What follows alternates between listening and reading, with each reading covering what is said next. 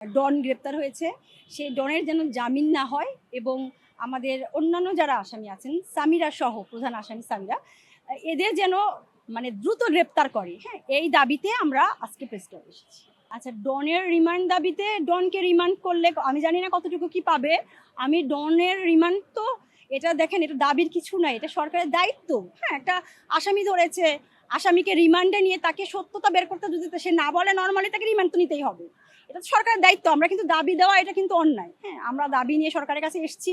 আমরা যদিও অপারগ, আমরা দীর্ঘ 30 বছর পাইনি কিছু, তাই জন্য আমরা আসছি। হ্যাঁ, কিন্তু এটা তো সরকারের দায়িত্ব না যে একটা আসামিকে ধরেছি আমি হচ্ছে যে তাকে রিমান্ড নর্মালি জিজ্ঞেস করি, না হলে রিমান্ড তো নিতেই হবে। যাই হোক, আমার এখানে আমাদের উদ্দেশ্য হচ্ছে ডনকে তো রিমান্ডে নিবেই, বাট তার আগে ডনকে কখনো জামিন দেওয়া যাবে না, ডনকে ছাড়া যাবে না।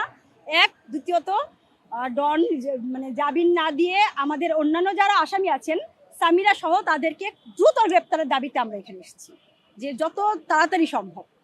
আজিজ মোহাম্মদ ভাই বাদে, রিজভি বাদে সবাই, রুবিও নাই। হ্যাঁ, কিন্তু আমাদের কে কোথায় আছে আমাদের দরকার নাই, আমাদের সামিরা বাংলাদেশে আছে।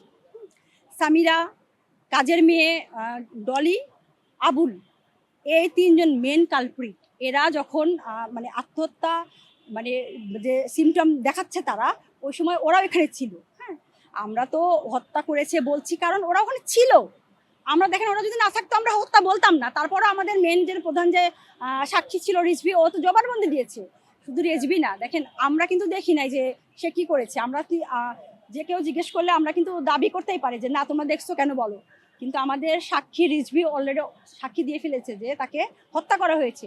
আমাদের রুবি, যে উনিও ক্যামেরা ভিডিও বার্তায় সাক্ষী দিয়েছে যে হত্যা করা হয়েছে। ওই সময় রুবি থাকতো নিচতলায়, রুবি পার্লার ছিল। তাহলে আমাদের দুইটা সাক্ষীর পরিপ্রেক্ষিতে, আমাদের বিভিন্ন আলামতের পরিপ্রেক্ষিতে এখানে হত্যা সুস্পষ্ট। এরপরেও কেন সরকার বিলম্ব করছে, কেন মানছে না যে এটা হত্যা? হ্যাঁ, আমি জানি না এটা কিসের মানে প্রশাসনের মানে কোন প্রহসন। তারপর একটা কথা যে আমাদের যেহেতু মামলাটা নিয়েছে, এখন তো আসামিদেরকে তো আনতে হবে, তাদেরকে অ্যারেস্ট করে তো জিজ্ঞাসা করতে হবে, নাহলে জানবে কিভাবে? সেটা তো করছে না।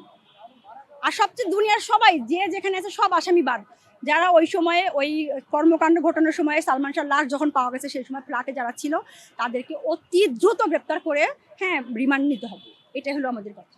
আমাদের এই মামলায় কাউকে কখনো গ্রেপ্তার করেনি। আমাদের সালমান শাহর মানে সালমান শাহ হত্যা মামলায় আমাদের অতীতে কাউকে কখনো গ্রেপ্তার করেনি। ইভেন আমাদের বিগত সরকার আমাদেরকে মামলায় নেয়নি এবং আমাদের বিভিন্ন হয়রানির মাঝে আমাদেরকে 30টা বছর পার করাইছে। আমি বাংলাদেশ সরকার জনাব তারেক রহমান স্যারের প্রতি মানে অনেক কৃতজ্ঞ যে উনি এসে একটা ঝলক দেখাইছেন আমাদের আত্মহত্যা মামলাটা হত্যা মামলায় রূপান্তরিত করেছে এবং ডনকে অ্যারেস্ট করেছে। এই জন্য ওনার কাছে আমরা খুবই কৃতজ্ঞ এবং আমরা এও আশা করছি যে খুবই দ্রুত সামিরাকে গ্রেপ্তার করে আমাদের মানে তদন্ত শেষ করে আমাদের একটা ফলাফল দিক, সুষ্ঠু ফলাফলটা আমাদের হাতে দিক। আমি সব সিনেমা দেখছি, মানে যতগুলো সিনেমা। আমি গান তো গাইতেই পারি না। আমার মানে আমার ফেসবুকে আমার একটা অ্যাকাউন্ট আছে মৌসুমী সরকার নামে, সেখানে আমার প্রচুর ভিডিও, সালমান শাহ ছাড়া কোনো ভিডিওই নাই সালমান শাহ গানের সাথে। তো আমার তার সব সিনেমা মুখস্থ, তার প্রথম সিনেমা থেকে শুরু করে আপনার কি আমার থেকে কি আমার, তুমি আমার, স্বপ্নের ঠিকানা থেকে শুরু করে, বিক্ষোভ থেকে শুরু করে, মায়ের ওদের, মানে এমন কোনো সিনেমা নাই যে তারটা আমার মুখস্থ না। বা তার যে কোনো সিনেমা দেখলে, ফুটেজ দেখলে আমি বলতে পারবো যে এটা ওই সিনেমা। সালমান শাহ আমার সব সিনেমায়, তার তো অভিনয় ভালো লাগে, কিন্তু আমি যদি অ্যাজ এ নর্মাল দর্শক হিসেবে যদি জাস্টিফাই করতে চাই যে কোন সিনেমা তার সবচেয়ে ভালো হয়েছে, সেটা হচ্ছে সেটা হচ্ছে যে তার সবচেয়ে যুগোপযোগী যে সিনেমা ছিল সত্যের মৃত্যু নেই, সেটা হাজারো মানুষকে কাঁদিয়েছে এবং সুপার ডুপার হিট। আর আরেকটা যেটা, সেটা হচ্ছে যে আপনার আনন্দশ্রী, যেটাকে সারা বাংলাদেশের মানুষ পেয়েছে।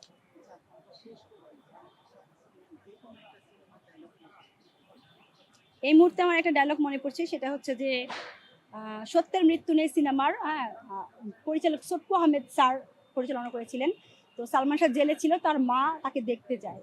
তো তখন সালমান শাহ কেঁদে আবেগ আপ্লুত কণ্ঠে বলছিল যে আমি জানি না মা বাংলাদেশের নারীদের কবরস্থানে যাওয়ার পারমিশন আছে কিনা, কিন্তু আমি চাই মা তুমি যাবা, তুমি আমার কবরে যাবে মা, আমাকে দেখতে যাবে।